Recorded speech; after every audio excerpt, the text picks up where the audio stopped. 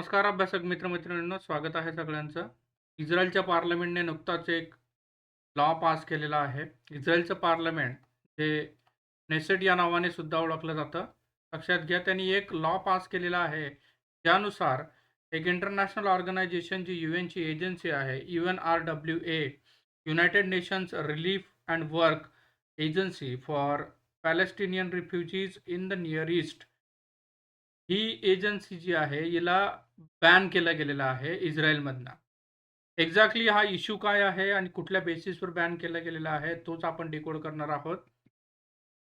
इस्रायलचं म्हणणं आहे, की ही जी एजन्सी आहे, जी इस्रायलमध्ये खास करून गाझामध्ये ह्युमॅनिटेरियन वर्क करतं, त्याचे काही स्टाफ मेंबर्स हे ऑक्टोबर 7, 2023चा जो इस्रायलवर एक घातक हमला झाला होता, त्याच्यात इन्व्हॉल्व होते आणि ते हमासला, जी इंटरनॅशनल टेररिस्ट ऑर्गनायझेशन पॅलेस्टाईनच्या धर्तीवरनं ऑपरेट होत होती, त्याला मदत करत होते.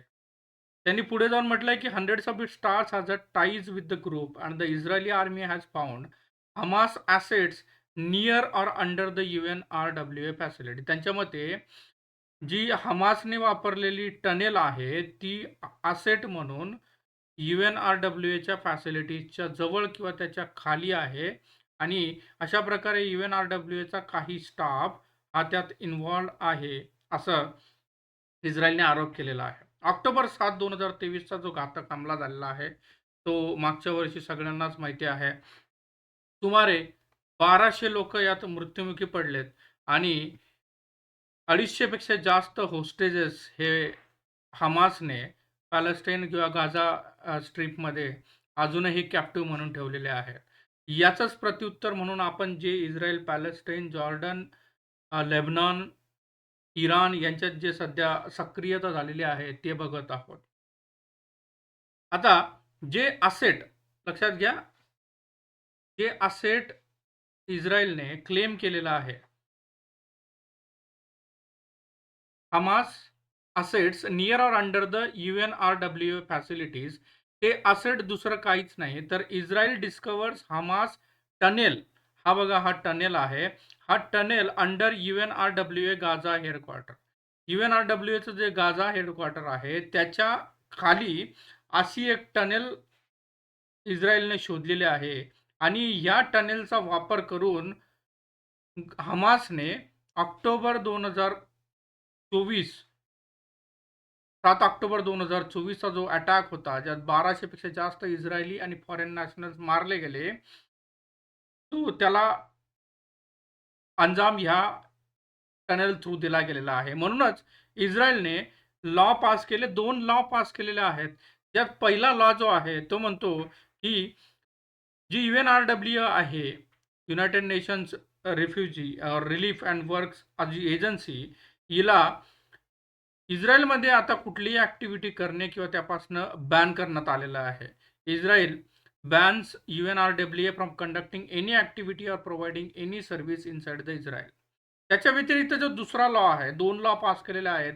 त्याच्यानुसार या ॲक्टिव्हिटी, या एजन्सी UNRWAशी जी डिप्लोमॅटिक टाईज आहेत, जे राजनैतिक संबंध आहेत, ते इस्रायलने पूर्णपणे तोडून टाकलेले आहेत. अशा प्रकारे हे लॉ आहेत. हे लॉ नेसेट, जे इस्रायलचं पार्लमेंट आहे, त्यांनी नुकतेच पास केलेले आहेत मेजॉरिटीने आणि हे लॉ 90 दिवसांनंतर इम्प्लिमेंट ॲक्टिव्ह होणार आहेत. मग UNRWA, हे बघा, हे गाझाचं हेडक्वार्टर आहे UNRWA. त्याची तुम्ही परिस्थिती बघू शकता. UNRWAवर आधीपासनं इस्रायल आरोप करत होता आणि त्याच्यावर बऱ्यापैकी हमलेसुद्धा झालेले आहेत. UNRWAच्या ऑफिशियल्स इन्फॉर्मेशननुसार 200 पेक्षा जास्त स्टाफ मेंबर्स त्यांचा यात मारला गेलेला आहे. आणि तुम्ही बघू शकता, UNRWA ही यूएनची United Nations Relief and Works Agency for Palestine refugees in the Near East 1948 मध्ये स्थापित झालेली आहे. म्हणजे सुमारे 70 जास्त वर्षापासून ही पॅलेस्टाईनमध्ये जे पॅलेस्टिनियन रिफ्युजीज होते, those who are fled or expelled during the first Arab Israeli war. तो पहिला अरब इस्रायली वॉर 1948 मध्ये झाला आणि ज्याच्या थ्रू इस्रायलची स्थापना झालेली आहे. त्यात जे पॅलेस्टिनियन रेफ्युजी जे होते, जे ज्यांना त्यांची जमिनी सोडाव्या लागल्या किंवा ज्यांना त्यांचा प्रदेश सोडावा लागला, अशांना रेफ्युजी म्हणून UNRWA काम करत आहे. याचा ऑब्जेक्टिव्ह काय आहे ते सगळ्यात महत्त्वाचं आहे. कारण नुकताच त्यांच्यावर जर आरोप झालेले आहेत, ते आरोप या बेसिसवर ऑब्जेक्टिव्ह चेक करणं खूप महत्त्वाचं आहे. त्यांचा मेन ऑब्जेक्टिव्ह काय आहे? तर social services like education, health care किंवा सोशल सर्व्हिसेस, इमर्जन्सी असिस्टन्स जे Gaza, West Bank, Jordan, Lebanon आणि सीरियामधले जे पॅलेस्टिनियन रिफ्युजीज आहेत, यांना या प्रकारच्या सोशल सर्व्हिसेस प्रोव्हाईड करणं. एजन्सीनुसार सध्या nearly 6 million registered Palestinian refugees हे Gaza, West Bank, Jordan, Lebanon, Syria इथं राहत आहेत आणि यांना critical support in the form of education, health and social service ही UNRWA प्रोव्हाईड करत आहे. म्हणून ही ऑर्गनायझेशन गाझाच्या ओव्हरऑल सर्व्हायव्हलसाठी खूप महत्त्वाची होती. प्राईम मिनिस्टर इस्रायलचे जे आहेत, बेंजामिन नेतान्याहू यांनी ट्वीट करताना म्हटलंय, की UNRWA वर्कर्स हे टेररिस्ट ॲक्टिव्हिटीजमध्ये इन्व्हॉल्व्ड होते. जसं की मी सांगितलं, जे टनेल जी UNRWAच्या खाली होती. इव्हन इस्रायलने अ, एक डॉक्युमेंटसुद्धा डोझियर हे US ला सबमिट केलेलं आहे. त्याच्यात सगळे डिटेल्स UNRWAच्या ऑफिशियल्सच्या लिंक कशा आहेत हमाशी, ते सगळे डिटेल्स दिलेले आहेत. आणि म्हणूनच जे प्राईम मिनिस्टर आहेत, त्यांचं म्हणणं आहे, की टेररिस्ट ॲक्टिव्हिटीज जे इस्रायलच्या अगेन्स्ट झालेल्या आहेत, त्यांना जस्टिसवर आणणं महत्त्वाचं आहे. पण त्यांच्या मते avoiding humanitarian crisis is also essential. Sustain humanitarian aid must remain available in Gaza now and in the future. म्हणजे ते सुद्धा गाझामध्ये जे ह्युमॅनिटेरियन फ्लो आहे, तो सस्टेन राहिला पाहिजे, याला सपोर्ट करतात.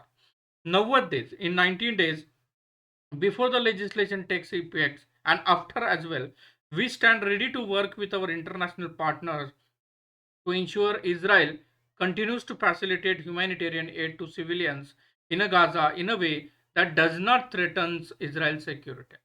जोपर्यंत इस्रायलची इंटरनल आणि एक्सटर्नल सिक्युरिटी थ्रेटन होत नाही किंवा त्याला जोपर्यंत धक्का लागत नाही, तोपर्यंत इस्रायल हे गाझामध्ये जे सिव्हिलियन्स आहेत, त्यांना ह्युमॅनिटेरियन सपोर्ट द्यायला तयार आहे. पण हे जी बॅन केलं गेलेलं आहे UNRWAला, याला खूप प्रमाणात इंटरनॅशनल लेव्हलला क्रिटिसिझम येतंय. पहिलं क्रिटिसिझम बघा, अँटोनिओ गुटेरेस जे युनायटेड नेशन्सचे सेक्रेटरी जनरल आहेत, त्यांनी ट्वीट केलंय, की "there is no alternative to UNRWA." ज्या पद्धतीने सिच्युएशन गाझामध्ये आहे, त्या सिच्युएशनमध्ये म्हणजे जर फॅक्च्युअली गेलं, तर बघा more than 43,000 peoples have died since last October 2023. जेव्हा अटॅक झाला इस्रायलवर त्याच्यानंतर आतापर्यंत 43,000 पेक्षा जास्त लोकं मारले गेलेले आहेत आणि निम्मेपेक्षा जास्त हे वुमेन्स आणि चिल्ड्रन्स आहेत. त्याच्यामुळं हा क्रायसिस खूप सिच्युएशन ही घातक आहे आणि म्हणूनच जे अँटोनिओ गुटेरस जे सेक्रेटरी जनरल आहेत, त्यांनी म्हटलंय, की "there is no alternative for UNRWA. If implemented, the laws adopted today by the Knesset would likely to prevent the UNRWA from continuing its essential work in the occupied Palestinian territory with the devastating consequences on the Palestinian refugees.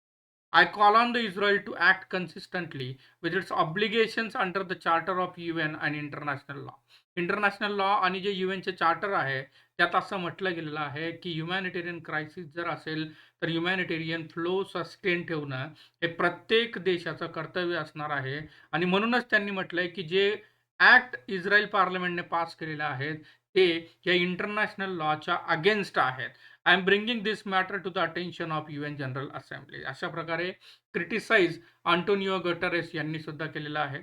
फक्त त्यांनीच नाही, तर जे इस्रायलचे अलायज आहेत, जे त्यांचे मित्र देश आहेत, त्यांनी सुद्धा या जी बॅन केलं गेलेलं आहे, त्याच्यावर क्रिटिसिझम केलंय. तुम्ही बघू शकता वॉशिंग्टनने इस्रायलला अर्ज केलेले आहे किंवा विनंती केलेली आहे to pause the passage of lodge.